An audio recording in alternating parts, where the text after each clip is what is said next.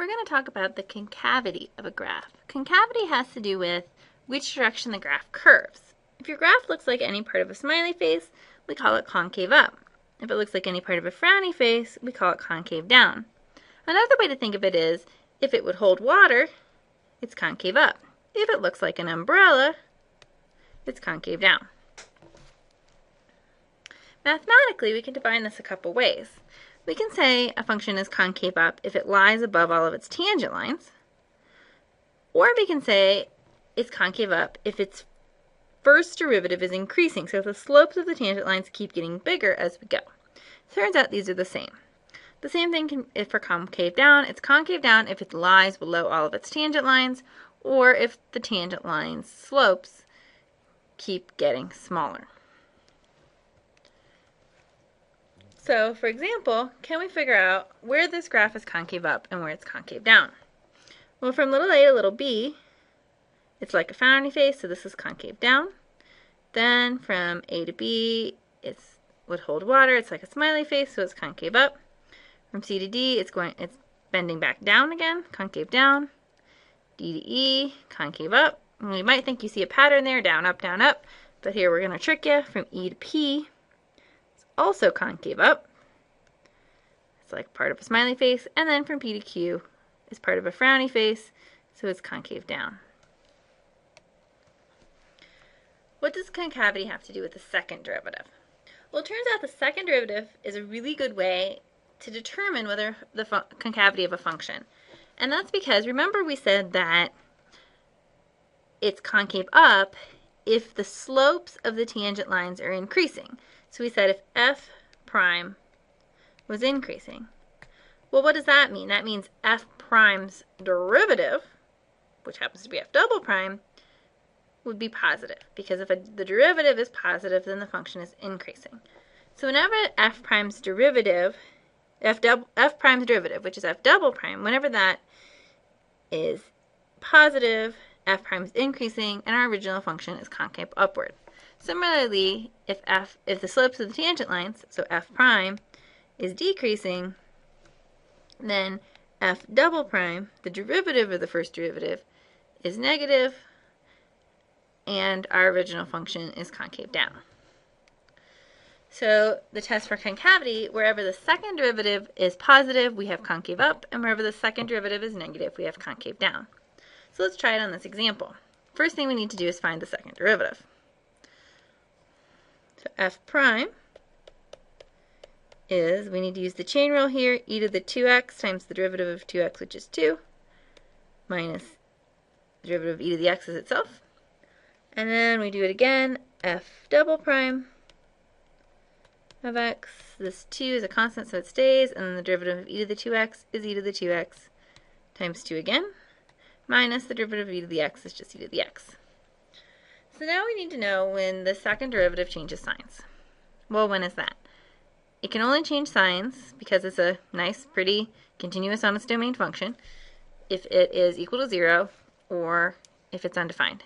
It's never undefined, so we need to figure out when it's equal to 0. So what do we have here? Well, we have 4 e to the 2x minus e to the x equals 0. Now this might be kind of looking strange because of those e to the x's, but remember e to the 2x is the same thing as e to the x squared. So we can just factor out an e to the x, just like we would if this was x. So we get an e to the x pulled out front, and we're left with 4 e to the x minus 1 equals 0. So that means the points that we care about are when e to the x equals 0, or when 4 e to the x minus 1 equals 0. Well, can you ever raise a positive number to a power and get 0? No, you can't do that. So that one doesn't make any sense. So now we have 4 e to the x equals 1, e to the x equals 1/4. Taking natural log of both sides, we get x equals the natural log of 1/4. So now we're going to make an f double prime number line. We're going to put on it the natural log of 1/4. And we need to plug in numbers on either side of natural log of 1/4. So it turns out the natural log of 1/4 as a decimal is approximately negative 1.38.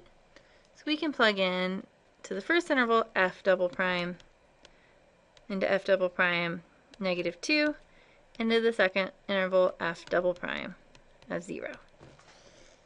Alright, so let's see if we can figure those out. We have f double prime of negative 2 is going to be e to the negative 2 times 4e to the negative 2 minus 1.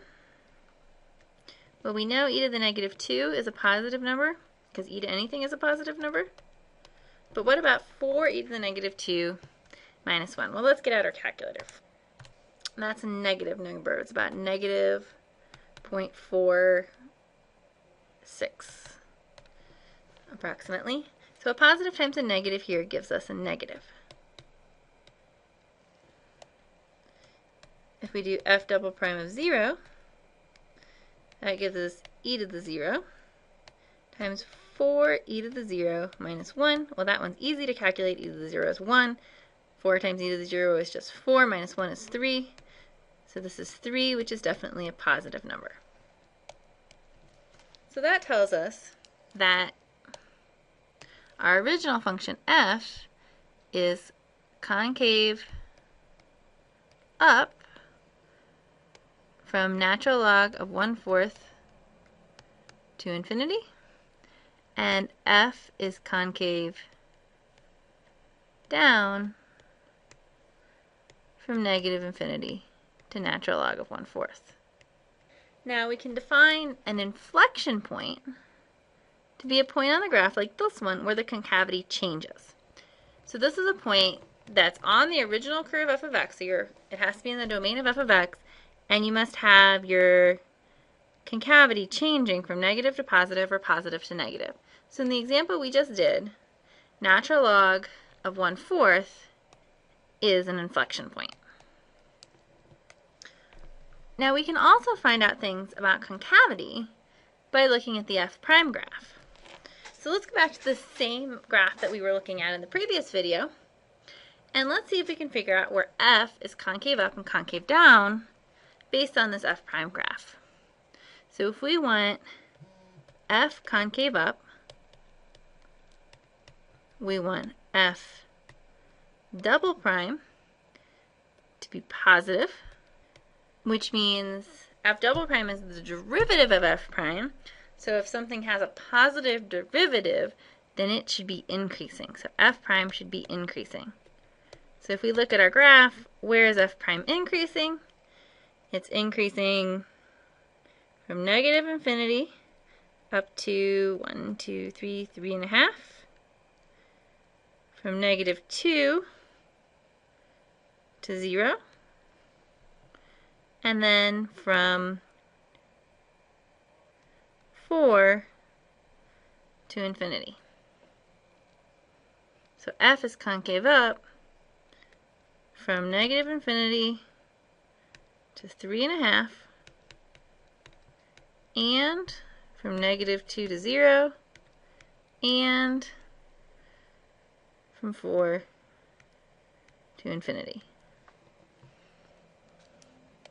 Similarly, if we're looking for f concave down, then that is where f double prime is negative, but f double prime is the derivative of f prime. So if a function's derivative is negative, then that function is decreasing. So f prime is decreasing, and so that's going to happen from negative 3/2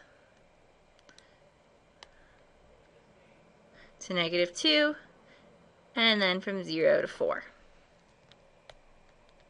Negative 3.5 to negative 2, and from 0 to 4.